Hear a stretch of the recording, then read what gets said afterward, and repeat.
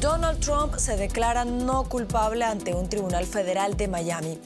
La fiscalía lo acusa de haber conservado documentos confidenciales luego de abandonar la Casa Blanca con información secreta sobre armas nucleares. El expresidente asegura que este caso no es más que una cacería de brujas en su contra. Con esta noticia comenzamos el informativo en Deutsche Welle. Yo soy Carol Guerrero, los saludo desde Berlín. Arrancamos con titulares. El expresidente de Estados Unidos, Donald Trump, abandonó el Tribunal Federal de Miami menos de una hora después de su ingreso. Trump aprovechó la ocasión para darse un baño de masas. De ser hallado culpable, el exmandatario podría enfrentar varios años de prisión. Rusia ataca otro edificio residencial en el centro de Ucrania, matando e hiriendo a varias personas, mientras Kiev anuncia nuevos avances y ganancias de territorio en su contraofensiva contra las fuerzas rusas en el sureste del país.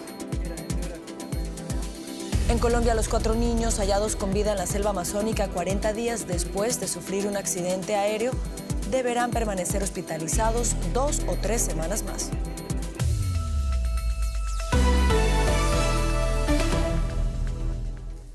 El expresidente de los Estados Unidos, Donald Trump, compareció este martes ante una corte federal de la ciudad de Miami, donde enfrenta cargos por manejo indebido de archivos secretos gubernamentales.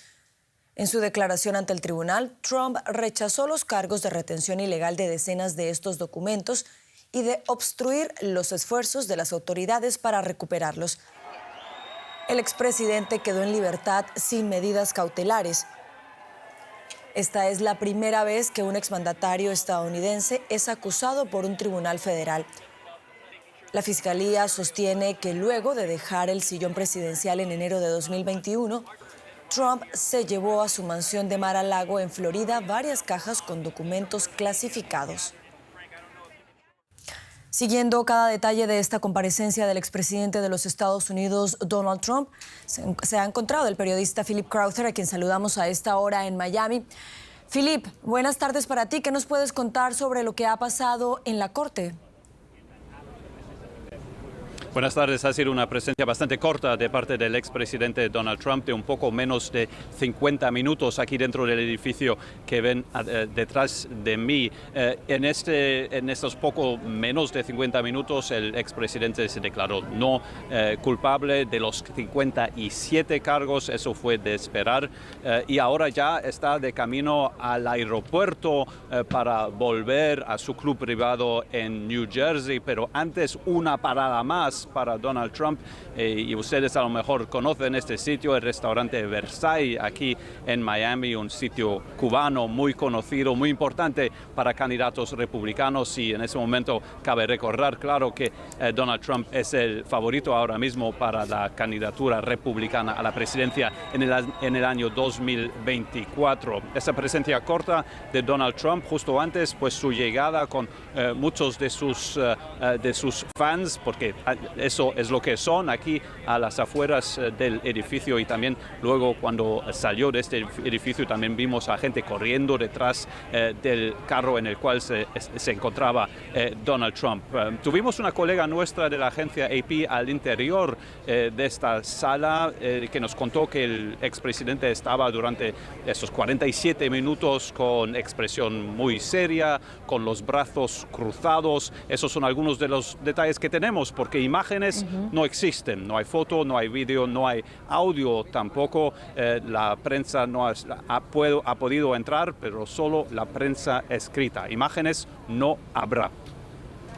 A propósito de los fans que mencionas, Philip, hemos visto a mucha gente afuera de la corte. ¿Cómo es la situación ahí en este momento?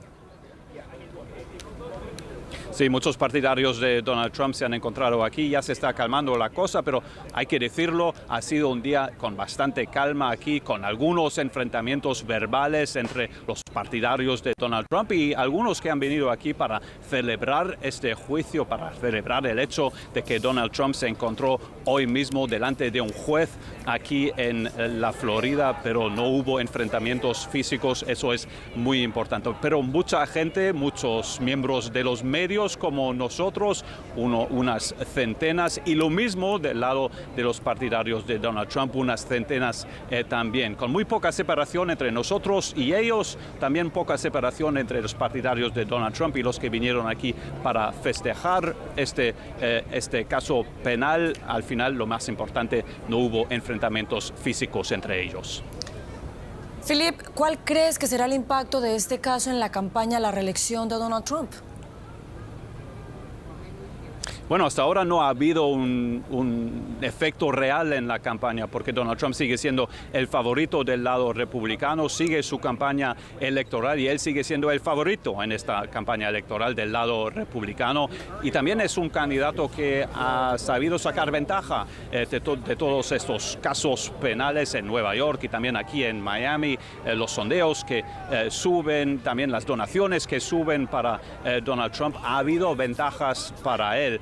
Y luego hay bastante gente que quiere el sitio de Donald Trump en la Casa Blanca. Él no es el único que quiere ser el presidente en el año 2024. Hay muchos más republicanos y le doy un ejemplo. El gobernador de este estado de la Florida, Ron DeSantis, es uno de los que no critican a Donald Trump a pesar de estos casos penales.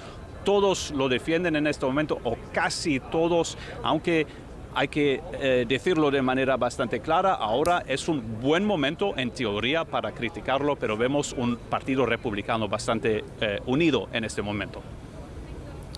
Pues Philip Crowther en Miami, gracias por todas estas informaciones allí en la Florida. Cambiamos de tema. En Ucrania, al menos 11 personas murieron en un ataque con misiles rusos en Kryvyi, ciudad natal del presidente Volodymyr Zelensky. Las autoridades ucranianas también informaron de ataques aéreos durante toda la noche en Kharkiv y en Kiev, los cuales aseguran fueron neutralizados por las defensas aéreas. El gobierno ucraniano asegura estar avanzando exitosamente en su contraofensiva. Disparos entre proclamas de victoria. La contraofensiva de Ucrania está en marcha. Nosotros, los representantes del batallón 137 y de la brigada 35 de la Infantería de Marina, hemos liberado de las tropas rusas el pueblo de Makarivka en la región de Donetsk. No podrán retomar esta aldea. Como pueden oír, están disparando con artillería, morteros y tanques. Pero resistiremos. Gloria a Ucrania. Kiev asegura haber reconquistado localidades en las regiones de Donetsk y Zaporilla. Pero el Ministerio de Defensa ruso publicó estas imágenes, afirmando que habían repelido los contraataques de las fuerzas ucranianas. El presidente Vladimir Putin calificó de catastróficas las pérdidas de sus oponentes. Aquí en Chasiv Yar, en la región de Donetsk, la batalla por el territorio continúa. Esta localidad llegó a albergar a 12.000 personas. Los pocos que se quedaron apenas tienen información. No tenemos electricidad ni internet. Ahora vienes tú y nos cuentas que la contraofensiva ha comenzado. Ya nos estábamos preguntando si había empezado por fin. No me parece correcto. Ucrania afirma haber liberado al menos 7 poblaciones. Hace 3 días las fuerzas rusas todavía estaban aquí. Los hemos echado del Skuchne. Gloria a Ucrania. Este pueblo estuvo bajo ocupación rusa durante 1 año y medio, pero estas son tierras ucranianas. Pese al optimismo reinante por estas supuestas victorias, bajo el azul y el amarillo de la bandera de Ucrania, yacen los cuerpos de los muertos en combate. Con más informaciones de la situación en Ucrania se encuentra el periodista Mikel Ayestarán, a quien saludamos a esta hora en Zaporilla. Mikel, buenas noches. ¿Cómo avanza la contraofensiva ucraniana? ¿Qué nos puedes contar al respecto?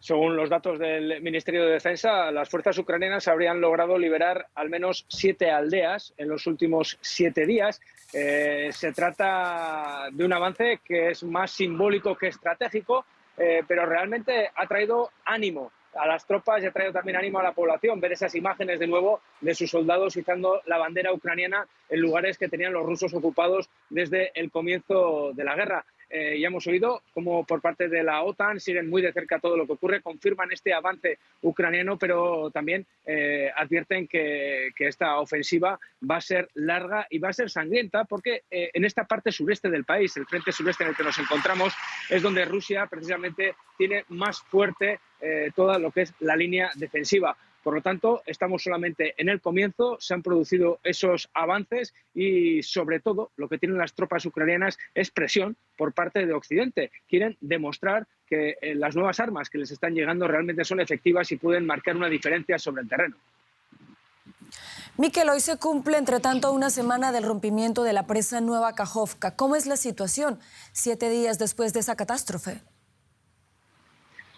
7 días después, Ucrania y Rusia siguen culpándose mutuamente de este desastre, que es el mayor desastre ecológico que sufre Ucrania desde el desastre de Chernóbil. Así insisten una y otra vez los mandatarios en Kiev. El nivel del agua ya está bajando poco a poco y hay que decir que esto hace que muchos vecinos puedan volver a lo que eran sus casas y encontrarse pues cómo está todo, ¿no? Después de una semana en la que ha estado inundado. Se han tenido que evacuar a miles de personas y todavía lo que sí insisten las autoridades en que es pronto para evaluar la magnitud de lo que va a ser las consecuencias de este desastre.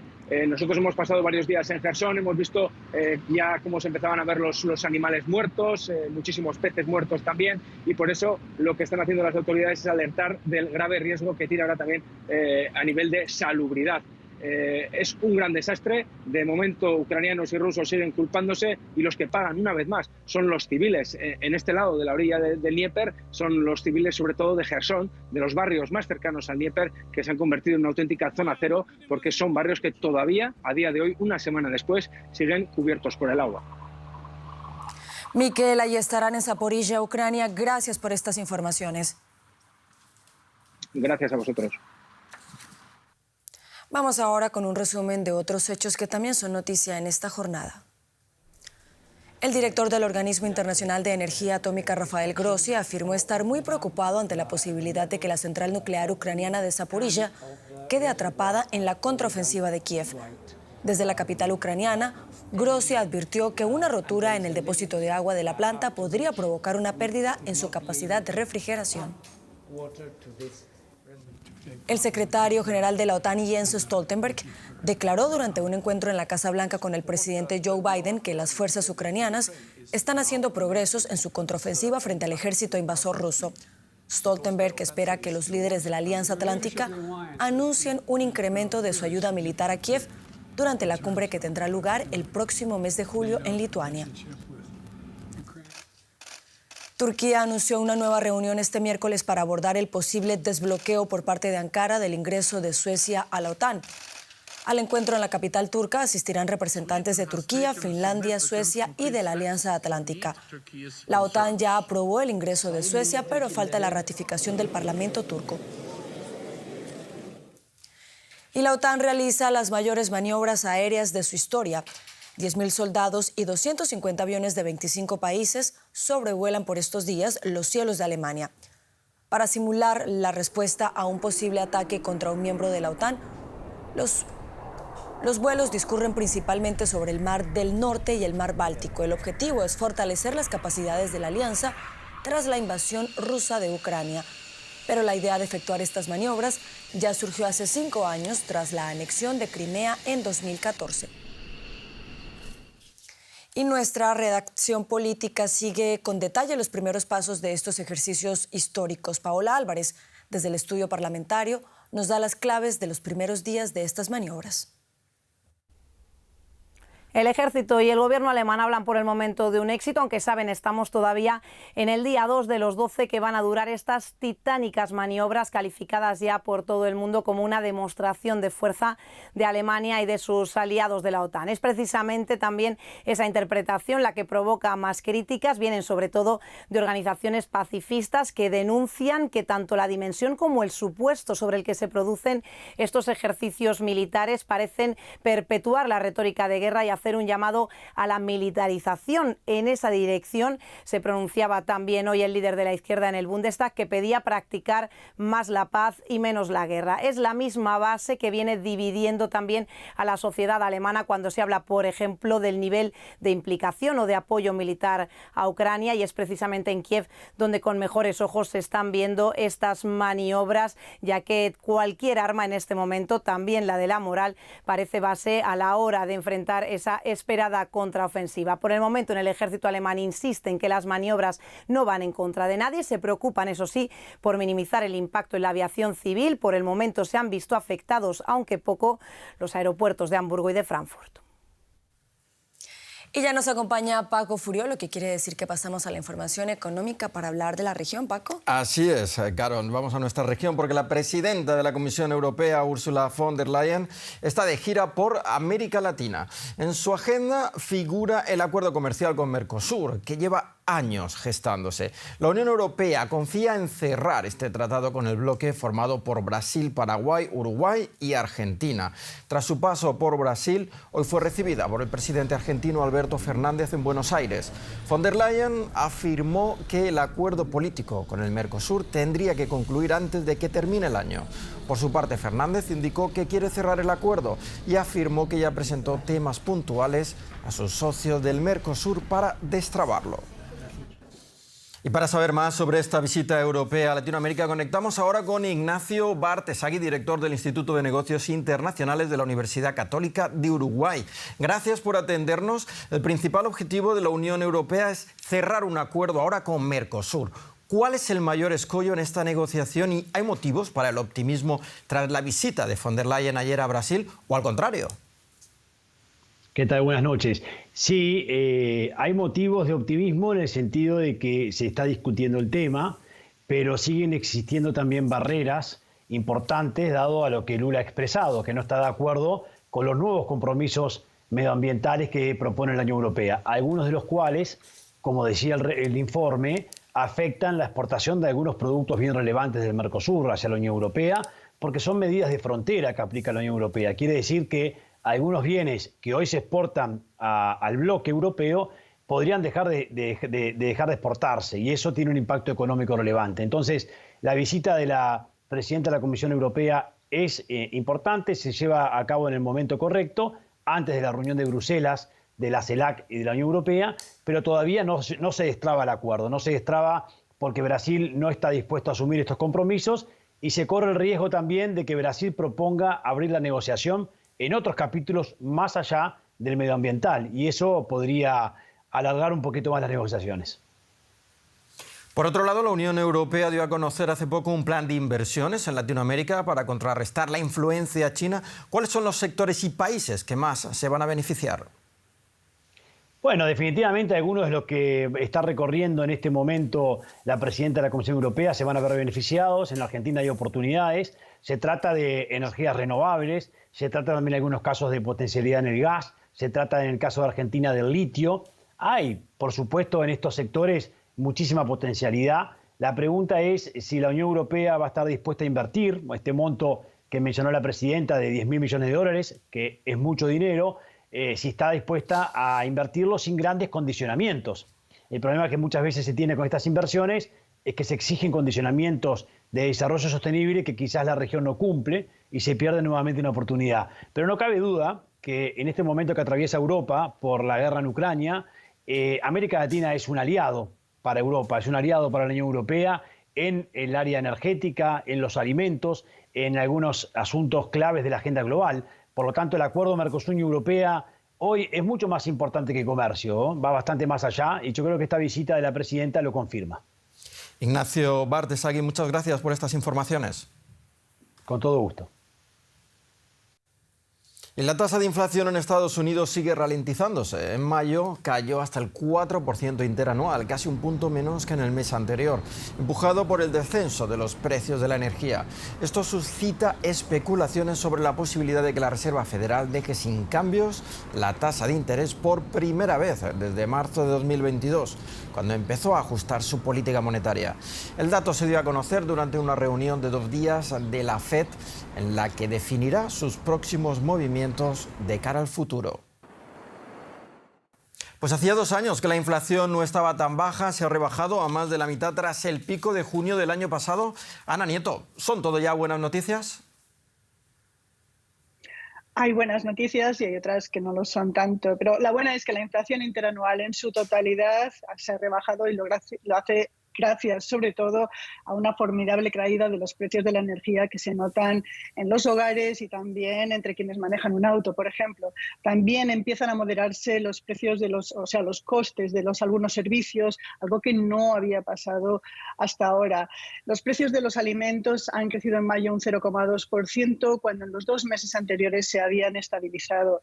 Y ya de lleno en las malas noticias o las no tan buenas, hay que hablar de la inflación subyacente, que es la que resulta de eliminar los precios de la energía y los alimentos, que son los más volátiles. Ahí el avance del mes de mayo ha sido del 0,4% y el interanual queda en el 5,3%. Es solamente apenas 2 décimas por debajo del mes anterior. Y en los últimos 6 meses el avance interanual, el avance ha sido por encima del 0,4%. Eso es algo que muestra que hay una resistencia muy fuerte de los precios a caer y a moderarse siquiera, y esto preocupa a la Reserva Federal. El problema fundamental de la inflación subyacente son los precios de la vivienda, en particular los precios del alquiler, que es algo que se espera que empiecen a caer a partir de este verano. Y se mantiene la apuesta de que el miércoles la Fed haga una pausa en su campaña de subida de tipos. Los mercados mantienen la apuesta y la mayor parte de los analistas también. La Reserva Federal ha comenzado hoy martes la reunión de 2 días que se terminará mañana y con una decisión que puede afectar o no a la subida de tipos, pero se piensa que no. Eso a pesar de que la inflación está todavía muy lejos del 2%, que es el objetivo de la Fed. Pero en la reunión anterior, la Reserva Federal anunció la posibilidad de esta pausa tras 10 subidas de tasas de interés que ha dejado los tipos en el 5,25, el nivel más alto en los últimos 16 años. La Fed dijo entonces que iba a examinar iba a hacer un seguimiento de los datos económicos y los efectos que tenían las subidas de tipos, y se espera que haya, desde luego, una pausa. Lo que algunos analistas dicen es que a lo mejor al final de año puede haber otra subida. Muchas gracias, Ana, desde Nueva York. Y de Nueva York a Colombia. Sí, Paco, vamos a Colombia porque allí se sigue con mucha atención la evolución de los 4 niños que fueron hallados con vida en la selva amazónica 40 días después de sufrir un accidente aéreo. Los menores siguen hospitalizados y, de acuerdo con los médicos que los atienden, se encuentran estables, aunque todavía deberán permanecer ingresados 2 o 3 semanas más. Solo sentían temor cuando escuchaban el sonido de los helicópteros. Creían que los iban a castigar, por eso se escondieron durante días de los equipos de búsqueda. Un hecho trágico, porque indica que los niños podrían haber sido rescatados mucho antes. Cuando sonaba el helicóptero, ellos se metían debajo de una palizada, debajo de los palos grandes, por del miedo. Y cuando le buscaban los paisanos y el ejército, también pasaba, ella cuenta de que pasaba 10 metros, que ella quedaba quieta, ella tapaba la boca del pequeñito para que no llorara, para que no haga bulla. Los 4 menores salieron prácticamente ilesos del accidente. Al principio permanecieron cerca de los restos de la aeronave. Se alimentaban a base de una poca farina que encontraban a bordo. Cuando se fue acabando, decidieron buscar un camino para salir de la selva. Se mantuvieron siempre cerca del río y aprovecharon los frutos silvestres. Cuando ella miró de que ya la mamá estaba muerta, miró las paticas de la hermanita pequeñita, entre un montón de que estaban los 3 muertos ahí. Ella los jaló y los sacó. ¿Y qué hicieron ahí? Ahí pues ella inmediatamente miró golpeado los otros 2 pequeños. Entonces pues ella abrió la maleta de la mamá, sacó la ropa y rompió y lo envolvió. Los rescatistas integrantes de su misma comunidad indígena los divisaron entre la vegetación gracias al llanto del bebé. Venimos a buscarlo, venimos por ustedes. Ustedes son la razón de nosotros estar aquí. Dijo Segundo, tengo hambre. Quiero farina con chorizo. con salchichón. Habían estado caminando durante días hasta que el cansancio les impidió continuar. No podían dar un paso más, así que se agruparon y se sentaron a esperar. Sus caras demacradas reflejan los 40 días que pasaron en la selva. Levanté mi cabeza, claro, pues estaba cerca a Leslie, que tenía el niño, la niña menor, la más pequeña en los brazos, y de la otra manito a la niña menorcita. Yo le digo, somos familia, venimos de parte de su papá, de su abuela, de sus tíos. Aunque frágiles, los niños se encuentran ya fuera de peligro. Su mejoría avanza según lo previsto. Se espera que los 4 permanezcan ingresados en el hospital de Bogotá entre 2 y 3 semanas más. Y vamos con otro tema porque el presidente de Irán, Ebrahim Raisi, se encuentra de gira en América Latina. Su viaje comenzó en Venezuela, donde Irán es catalogado como uno de los principales aliados de la llamada Revolución Bolivariana, especialmente desde 2020, cuando en Venezuela hubo una escasez de gasolina y Caracas acudió a Teherán para comprar combustible. En Caracas, el líder persa y el presidente Nicolás Maduro firmaron más de 20 acuerdos en materia de petroquímica, transporte y minería. Tras su paso por Venezuela, el presidente iraní viajó a Nicaragua, donde será recibido por el presidente Daniel Ortega y su esposa y vicepresidenta Rosario Murillo. Cuba será la última parada de la gira. Y en Estados Unidos comenzó un juicio histórico, el primero relacionado con el cambio climático. 16 jóvenes han demandado al estado de Montana por, según reclaman ellos, violar su derecho constitucional a vivir en un medio ambiente limpio y saludable. Sostienen que los peligrosos efectos de los combustibles fósiles los han perjudicado y que los niños son especialmente vulnerables a estos efectos cada vez peores. El caso, denominado Health versus Montana, es la primera demanda de este tipo que llega a una corte estadounidense y su resultado podría sentar jurisprudencia y respaldar otras demandas similares en todo el país. Con esto llegamos al final del informativo. Sigan conectados a Deutsche Welle. Yo los espero en nuestra próxima emisión. Sigan con nosotros.